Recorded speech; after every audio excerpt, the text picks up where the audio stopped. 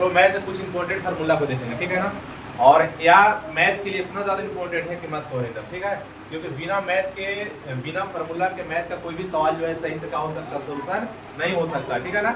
इसीलिए मैथ को अगर सीखना चाहते हो, मैथ में अगर अच्छा करना चाहते हो, तो उसके लिए फार्मूला को सबसे पहले अच्छे से याद करके रखना पड़ेगा। क्लियर है ना, ठीक है, क्योंकि मैथ हर किसी के, ठीक है ना, बस की बात नहीं होता, बनता उसी से है, ठीक है, जो मैथ के फार्मूला को याद करके रखता है। क्लियर है ना, मैथ को सिर्फ तुम लोग फार्मूला याद करके रखो, ठीक है। हमारा काम है किसी प्रकार की अगर सवाल रहेगा उसको बनाने का पूरा कोशिश हम करेंगे हम। क्लियर है ना। तो आइए आज हम 17 प्रश्न लेकर के 17 फार्मूला लेकर के आए हैं। और 17 फार्मूला का मतलब है, ठीक है, 17 फार्मूला का मतलब है कि 17 टाइप का मैथ सीखना।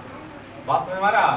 17 फार्मूला का मतलब है कि 17 प्रकार का क्वेश्चन हम लोग बनाने के लिए सीखेंगे, ठीक है ना। तो आइए हम बारी से हम देखेंगे किस फार्मूला को हम कैसे याद करेंगे, नहीं याद करेंगे। हालांकि तुम लोग हम पहले भी पढ़ा चुके हैं, ठीक है ना। देखिए महत्वपूर्ण सूत्र क्या कहता है, ठीक है ना। पहला नंबर जो फार्मूला हमारा है, लिखा है कि भिन्न बराबर क्या होता है, तो बोलना हम लोग का भिन्न बराबर होता है अंश बटा का हर होता है। भिन्न बराबर क्या होता है फार्मूला, अंश बटा हर, अंश बटा हर होता है, ठीक है, इतना याद रखना हम लोग। दूसरा नंबर में कहा था कि संख्या वाला फार्मूला बताइए।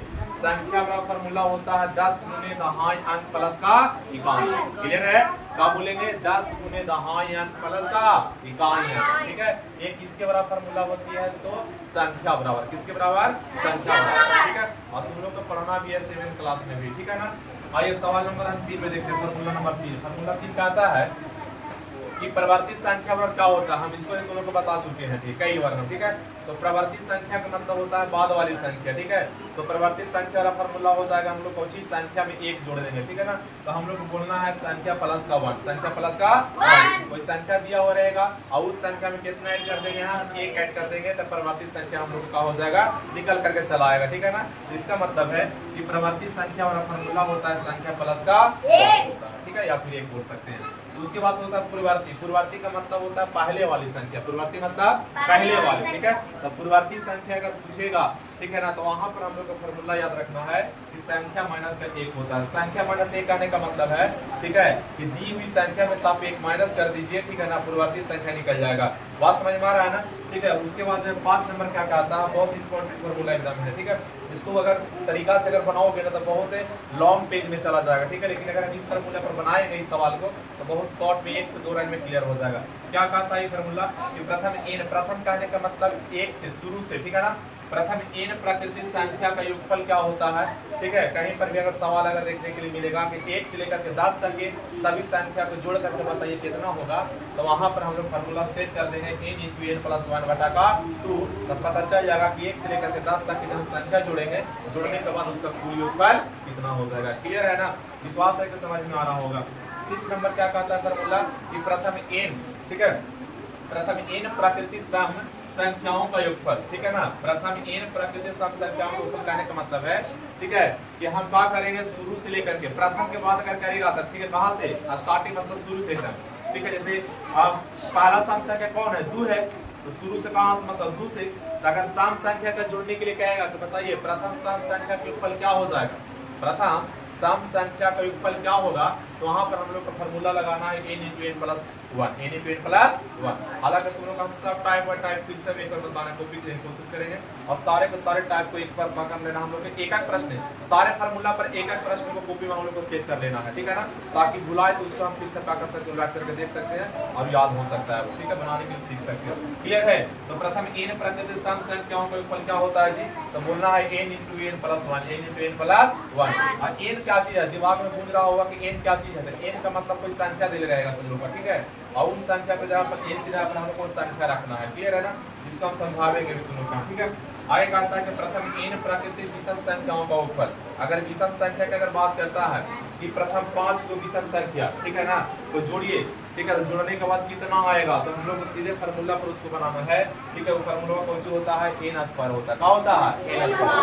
क्या बोलेंगे कि प्रथम n प्राकृतिक विषम संख्याओं का योगफल बराबर क्या होती है, n² होता है। हमको तो सब फार्मूला याद है, इसलिए मैथ को पढ़ा लेते हैं आसानी से, ठीक है ना। हमारा काम है तुम लोगों को सिखाना, बस में हमारा, इसलिए जितना भी हम फार्मूला लिखाए हैं सारा का सारा फार्मूला याद करके आना है, ठीक है ना, और कोशिश करना है याद करने के लिए, ठीक है, ताकि अच्छा से अच्छा मतलब के परफॉर्मेंस ला सके हम लोगों का, ठीक है ना।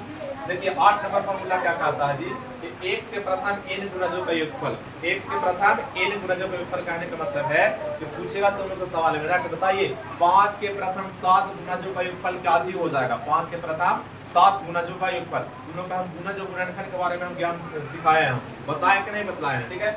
जहां पर x के प्रथम n गुणजों का योगफल अगर फॉर्मूला पूछेगा तो कुछ भी नहीं करना है, ठीक है ना, x n into n plus 1 बटा का 2, और नहीं तो देखो यहाँ पर दिमाग लगाना कौन वाला फॉर्मूला है, देखो n into n plus 1 बटा 2 लिखल है ना यहाँ पर, n into n plus 1 बटा 2, इतना से हल करके उसमें खाली x से गुना कर दीजिएगा ना तो x के प्रथम गुणज क्या हो जाएगी, निकल जाएगा। बात समझ में आ गया। उसके बाद है 9 नंबर में हमारा फॉर्मूला कि पहली संख्या गुने दूसरी संख्या क्या होता है, तो हम बोलेंगे कि पहली संख्या गुने दूसरी संख्या बराबर होता है लसा गुने मसा, लसा गुने मसा।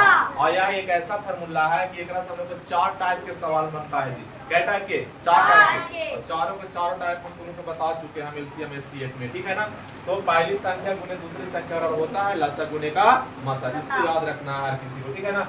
उसके बाद आ जाइए, अगर यहाँ से पूछेगा बताइए खाली पहली संख्या, क्या पूछेगा, पहली संख्या, इसलिए कि ई वाला पूछेगा पहली संख्या, तो पहली संख्या लिखना है, ठीक है, बराबर देना है, और यहाँ से यहाँ जेब कहते उतार लीजिए, देखो जेब में तो उतरल है ना, और ये दूसरी संख्या गुना में था, पलट देंगे तो भागा में हो जाएगा। इसका मतलब फॉर्मूला बन करके आया यहाँ पर क्या चीज कि पहली संख्या बराबर होता है लसा गुने मसा बटा का दूसरी संख्या, क्या हो जाता है, पहली संख्या बराबर लसा गुने मसा बटा का दूसरी संख्या। क्लियर है।